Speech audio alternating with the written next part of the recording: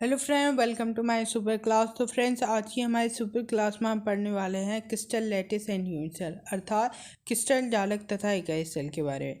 Friends, अगर आपने हमारी क्रिस्टलाइन सॉलिड और एम्फोरस सॉलिड वाली वीडियो नहीं देख रखी है तो आप उसे भी जाके देख सकते हैं।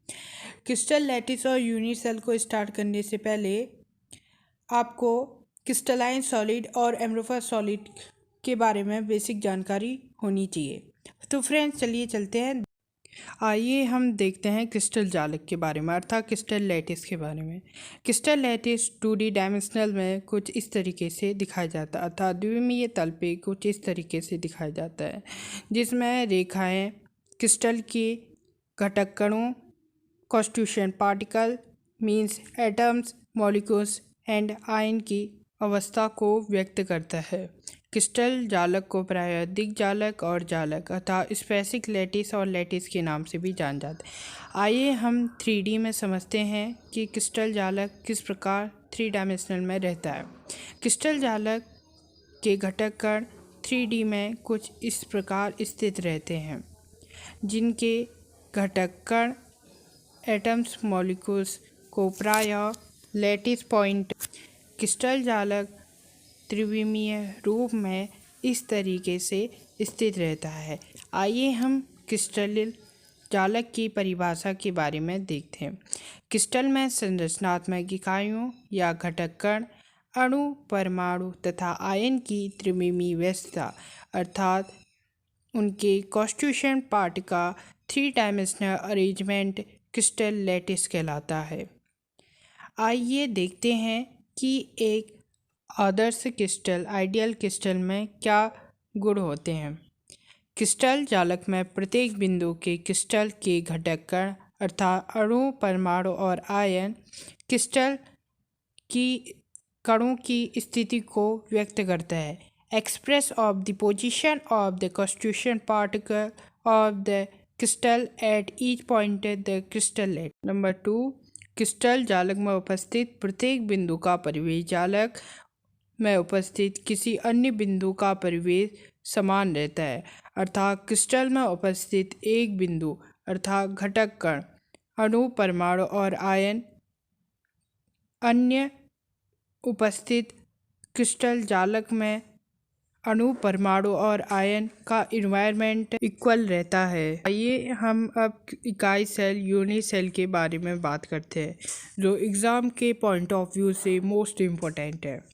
इकाई सेल क्रिस्टल का वह सूक्ष्म जालक बिंदु का त्रिआयामी समूह है जिस आयामों की पुनरावृत्ति करने पर क्रिस्टल का जालक प्राप्त होता है। आइए हम इसे एक ग्राफिक्स के जरिए समझते हैं। एक आदर्श क्रिस्टल में उपस्थित प्रत्येक बिंदु के कण उसकी घटक और स्थिति को व्यक्त करते हैं। एक क्रिस्टल जालक का निर्माण इकाई सेल या यूनिट सेल द्वारा होता है। यूनिट सेल की पुनरावृत्ति के पश्चात ही क्रिस्टल जालक का निर्माण होता है। जैसा कि आप ग्राफिक्स के जरिए देख सकते हैं कि किस प्रकार एक यूनिट सेल द्वारा ही पूरी क्रिस्टल का निर्माण होता है।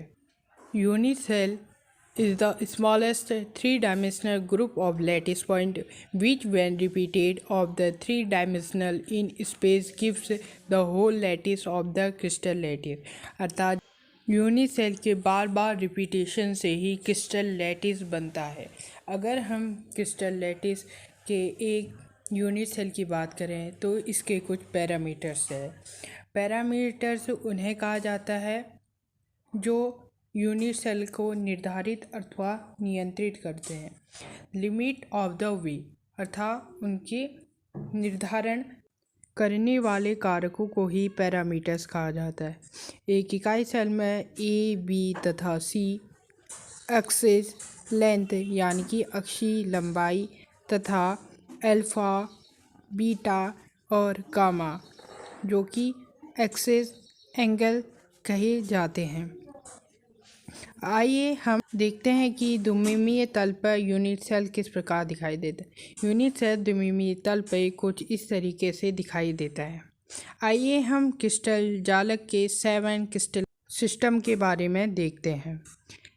1850 में ऑगस्ट ब्रेविस एक साइंटिस्ट थे फ्रेंच, जिन्होंने 7 क्रिस्टलाइन सिस्टम बनाए थे, जिन्हें हिंदी में 7 क्रिस्टलीय तंत्र के नाम से भी जाना जाता है, जो कि यूनिट सेल द्वारा।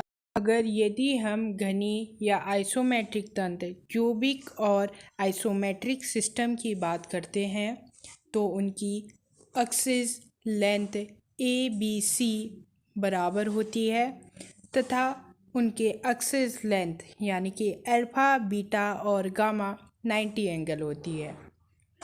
अगर हम इनके उदाहरण देखते हैं तो इनके उदाहरण हैं NaCl, पोटेशियम क्लोराइड तथा डायमंड।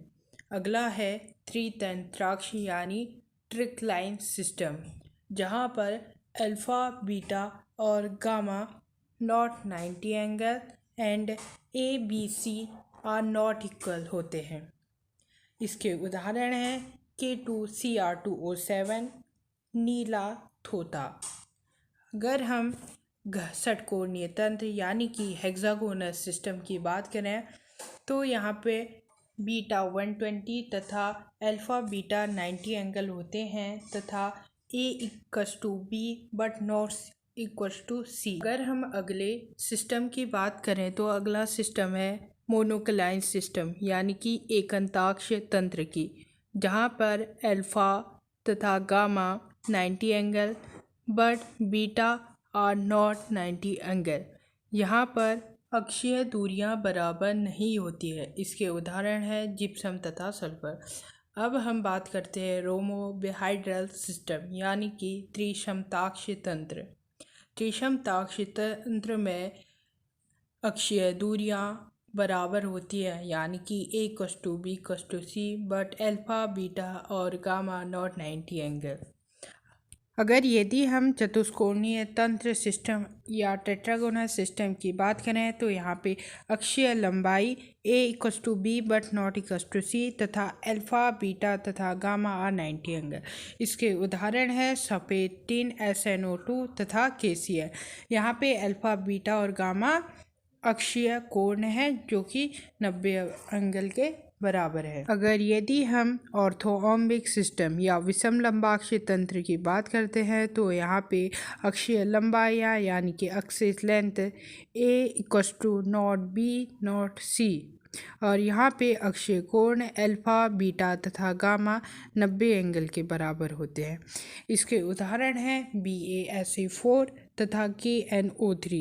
तो फ्रेंड्स, आशा करता हूँ कि आप crystal lattice and unit cell के बारे में अच्छे से समझ चुके हैं। तो फ्रेंड्स, आपको ये वीडियो कैसी लगी ज़रूर बताइए तथा लाइक, कमेंट एंड सब्सक्राइब ज़रूर करें। इसके बाद हम पढ़ेंगे types of unit cell. Thank you, have a nice day.